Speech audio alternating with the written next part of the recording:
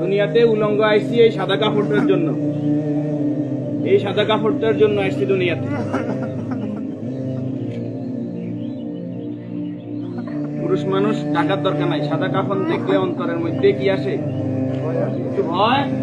আর সেটা মনে রাখবেন, পুরুষের টাকার দরকার নেই, মহিলাদেরকে এভাবে উপর দিয়ে ঢেকে দিতে হয়। মরণের হরে জীবিত থাকতে দরকার নেই। কি কর?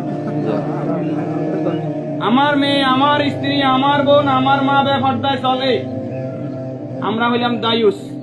ওই পুরুষ দায়ুস যে তার স্ত্রী সন্তানকে পর্দা করায় না।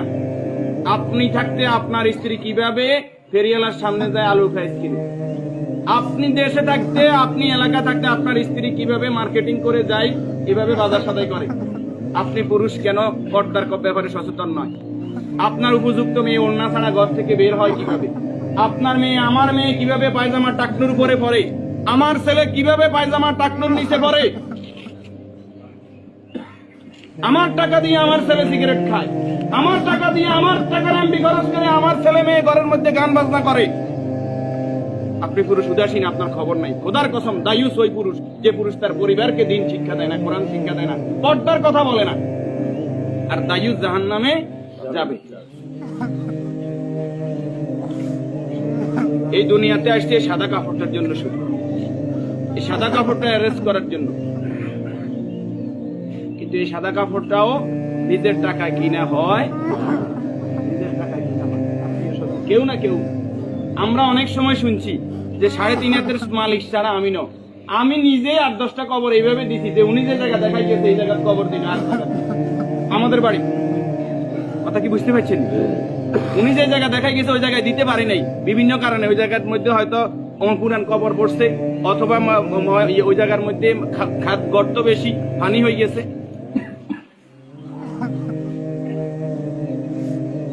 তাহলে আমার শেষ জায়গাটাও আমার নির্দেশনা মতো হয় না, পরিবারে যারা আছে তাদের নির্দেশনা মতো হয়। যে রাসূলের সম্মানমর্যাদা এত বেশি, সেই রাসূলের প্রতি দুরূদ ও সালাম সাল্লাল্লাহু আলাইহি ওয়াসাল্লাম। সম্মানিত উপস্থিতি, আল্লাহর গোলাম চেহারাতে বলতেছে অবশ্যই নেককার পরেজগার ছিল। আল্লাহ তাআলা ওনার জীবনের গুনাহগুলো মাফ করে দেন, আমিন। যে নেক আমলগুলো করেছে, দান সাদাকা করেছে, বদৌলতে কবর, হাসর, মিজান, ফকিরাত আল্লাহ কি করে দেন? মাফ করে দেন। আমরা যারা জানাজায় উপস্থিত হয়েছে আল্লাহ আমাদেরকে মাফ করে দিন।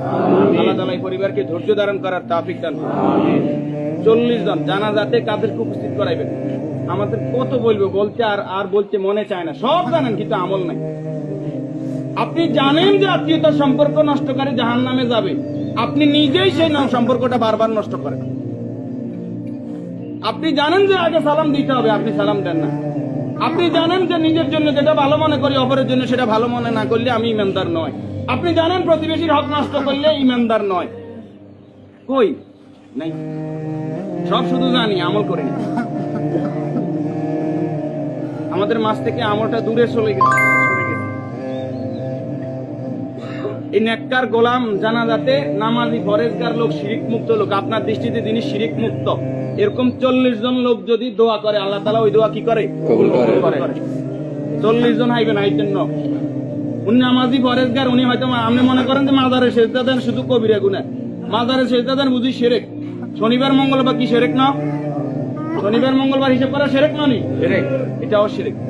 এই যে জাদু টোনা করা, এটা কি শিরক না? নি গণকের কাছে যাওয়া, বান্দর গনাইতে যায়, মানুষ গনাইতে যায়, চুরি করছে কে, আনা চাইতে যায়, এগুলো সবগুলো কি বড় শিরক। যেটা জনগণ সকল ক্ষমতার উৎস, ঠিক না? নি জনগণ সকল ক্ষমতার উৎস, সকল ক্ষমতার মালিক কে? তো যেই দল, যেই সংগঠন, যেই রাজনীতি আমাকে বলে জনগণ সকল ক্ষমতার উৎস, এই রাজনীতি করা কি শিরক না? এই জিনিসটা কেন বুঝিনি আমরা?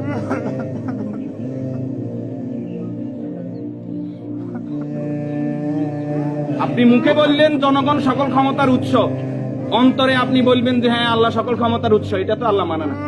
মুখে যেটা বলতে হবে অন্তরে এক থাকতে হবে। তাহলে সকল ক্ষমতার মালিক কে? আল্লাহ। আর যারা রাষ্ট্র ক্ষমতায় গিয়ে, একজন মুমিন ইসলামী রাষ্ট্র ব্যবস্থার বাইরে যাওয়ার কোনো সুযোগ নাই।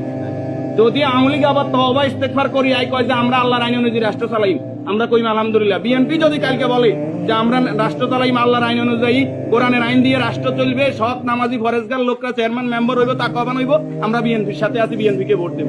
যদি জামাত ইসলামী বলে আমরা আল্লাহর আইন দিয়ে রাষ্ট্র চালাইবো, কোরআন চালাইবো, দেশ তাকওয়ার ভিত্তিতে চলবে, রাসূল যেভাবে চালাইবে আমরা তাদেরকে ভোট দেব। যদি চরমরাই বলে তাদেরকে ভোট দেব। আমাদের ব্যক্তিগত কারো কোনো আরস নাই। আমরা এই জমিনে আল্লাহর, এই জমিনে আইন চলবে কার? এবার যেই আসুক এই তকমা নিয়ে আমরা তাদের সাথে আছি। রাজি আছেন? আল্লাহ তাআলা আমাদেরকে কবুল করুন।